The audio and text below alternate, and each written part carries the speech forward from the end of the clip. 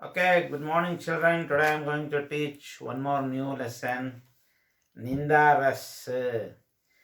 और रचयिता हरिशंकर परसाई जी हिंदी साहित्य क्षेत्र में एक सुप्रसिद्ध व्यंग्य रचनाकार के रूप में थे। उनका जन्म होशंगाबाद जिले के जमानी नामक स्थान में 22 अगस्त 1924 ईस्वी में हुआ था।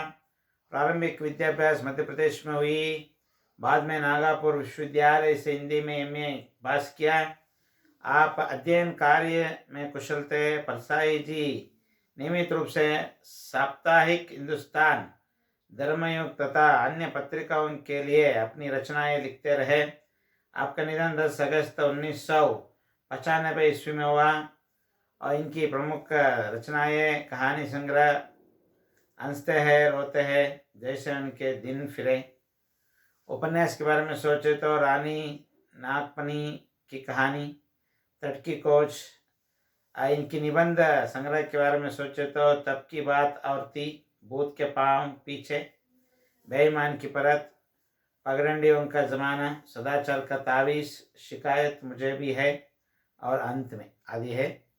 और हरिशंकर परसाई जी के बारे में आप जानकारी प्राप्त किए हैं। आगे पाठ की ओर ध्यान देंगे। निंदा माने टीजिंग। आई थिंक कुछ लोग हमेशा दूसरों को निंदा करते हैं, समझते हैं हम दूसरों को निंदा करने से हम बड़ा बनते हैं। ऐसा नहीं है। और बिना कारण दूसरों को निंदा करना एक उचित बात तो नहीं है। इसलिए लेखक ने निंदा करने वालों के बारे में आपको जानकारी प्राप्त दिलाने के लिए पाठ रचा है। हरिशंकर परसाई ने इस व्यंग्य रचना में समाज में फैले हुए अज्ञान, अहंकार, स्वार्थ, धोखा आदि का जोरदार खंडन किया है। इनकी रचनाओं में तीखा व्यंग्य अधिक होता है। इस लेख में लेखक ने निंदा को नवरसों के समान एक रस माना है। नवरस आई थिंक जानते हैं आप, नवरसगड़ू अंतेली। ऐसे निंदा भी एक रस है और निंदा करना उचित नहीं है, ऐसा लेखक कह रहे हैं। उनका कहना है कि निंदा रस में हर कोई डुबकियां लगाकर आनंद लेता है। उनकी दृष्टि में निंदा रस की महिमा अपार है। कुछ लोग दूसरों को निंदा करना ही अपना एक परमोत्कृष्ट धर्म समझते हैं और खुशी भी पाते हैं, परंतु ये अच्छा नहीं है।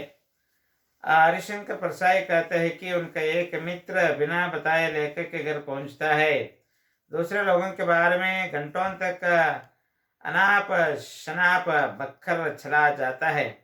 लेखक को उन लोगों से कोई वास्ता भी नहीं था, फिर भी वे अपने निंदक मित्र की बकवास सुनते ही रहे।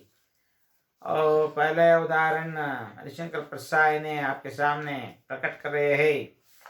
कोई दोस्त आता है और उनके दोस्त के बारे में वो निंदा कहते रहते हैं, परंतु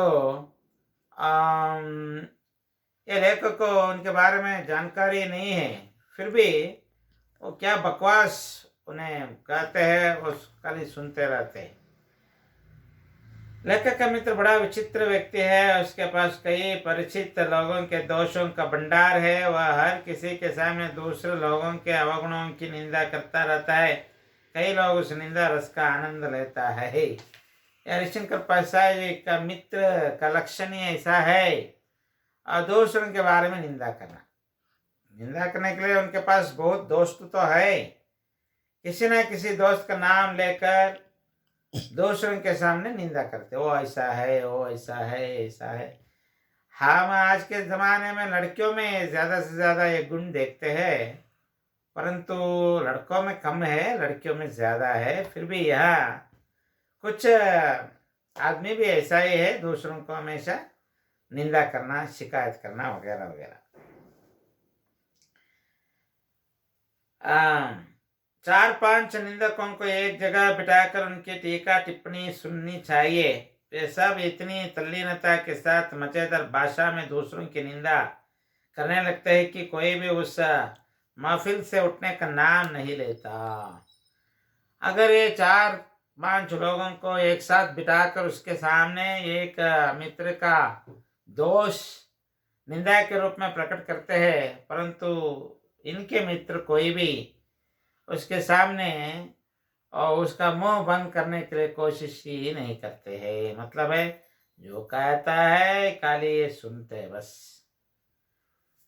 निंदक महाशय दूसरों की निंदा करने में अपने का धन्य मानते हैं। निंदा करना इनके लिए एक ठानिक है। यह ठानिक इनकी उम्र और ताकत को बढ़ाती है। ये महाशय दोस्तों का लक्षण ये है, हमेशा दूसरों को निंदा करना। अगर दूसरों को निंदा करने से उसको क्या मिलता है? टॉनिक मिलता है, चेतावनी मिलता है और खुशी मिलता है। इसलिए वो हमेशा ये आदत बन गया है दूसरों को निंदा करना। निंदकों में भी संघ है। उन संघों के अध्यक्ष, उपाध्यक्ष, सचिव वगैरह पदाधिकारी भी है। इनमें अपने काम के प्रति लगन है, श्रद्धा है और प्रतिबद्धता भी है।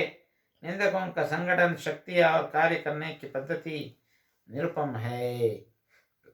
निंदा करने वालों का भी एक संघ है। संघ के लिए अध्यक्ष भी है, उपाध्यक्ष भी है, कार्यदर्शी भी है, खजांची भी है। ये सब एक दूसरों पर निंदा करना ही ये संघ का काम है। जो लोग हीनता और कमजोरी के शिकार है वे ही दूसरों की निंदा करने लगते हैं। शायद आप लोग भी जानते हैं, नाचना नहीं आए तो उसको धरती कैसे दिखता है? मतलब क्या है, वो समतल के रूप में नहीं है, कुणिदारदೊಳಗೆ ನೆಲ ಡೊಂಕು ಅಂತಾರೆ। ऐसे ही यहाँ जो दूसरों को निंदा करने के पहले अपनी तरफ नहीं देखते हैं, हमेशा दूसरों के गलतियों को ढूंढना ही इनका काम बनता है। इसलिए हमारे लिए हरिशंकर प्रसाद जी ने कहा है, दूसरों के निंदा करने के पहले आप पहले अपनी तरफ देखो, आप में क्या कमी है पहले सुधारो, बाद में दूसरों को निंदा करो। ऐसा चेतावनी दे रहे हमारे हरिशंकर प्रसाद। निंदा करने से इनका कोई लाभ या प्रयोजन नहीं है, परंतु निंदा करने में ये बड़ा सुख और आनंद पाते हैं। क्या दूसरों को निंदा करने से कोई चीज मिलता है? धन मिलता है, सुख मिलता है? कुछ लोगों का आदत यह बन गया है कि दूसरों को निंदा करने से हमको खुशी मिलता है, समझता है, परंतु यह उचित नहीं है। निंदा की महिमा अपार है, अपरंपर रहा है। निंदकों की निंदा नहीं करनी चाहिए। महात्मा सूरदास जी ने कहा था, निंदा शब्द रसाल, अर्थात निंदा करना मीठे आम का स्वाद लेने के बराबर है। लेखक कहते हैं कि निंदकों के धृतराष्ट्र आलिंगन से बचना बड़ा कठिन है। निंदकों के चंगुल से कोई चतुर ही बच सकता है। यहाँ दूसरों को निंदा करने वाले धृतराष्ट्र के जैसा बनता है। जिस पर आरोप या निंदा आ रहा है वो भीम के जैसा बनता है। शायद आप लोगों ने ये कहानी सुना होगा महाभारत में। महाभारत युद्ध में धृतराष्ट्र के 100 पुत्र भीम के हाथों में मर जाते हैं। इसी गुस्से में धृतराष्ट्र ने क्या सोचता है, भीम को आलिंगन करना चाहता है। धृतराष्ट्र के कंधे में इतना बाहुबल है कि और जिस पर जबरदस्ती से आलिंगन करता है वो मर जाता है। परंतु यह बात कृष्ण को पता चलता है।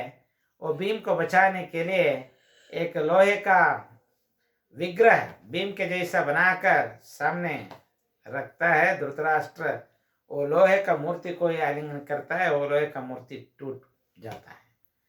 मतलब उतना शक्ति है धृतराष्ट्र के कंधे में, इसलिए भीम को धृतराष्ट्र के कंधे में पंच कर मर जाना बचाता है श्री कृष्ण।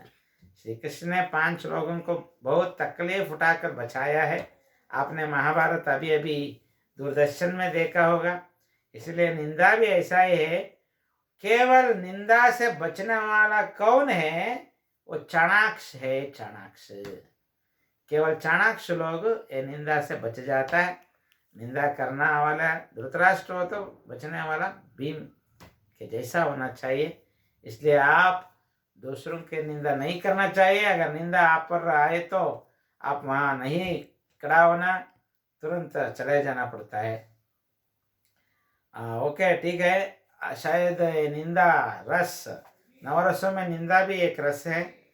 ये निंदा रस एक निबंध के जैसा है। आप मन में याद रखो, अपनी तरफ, मतलब परीक्षा में जो कुछ भी आता है वो अपनी ढंग से लिखो। ठीक है, थैंक यू।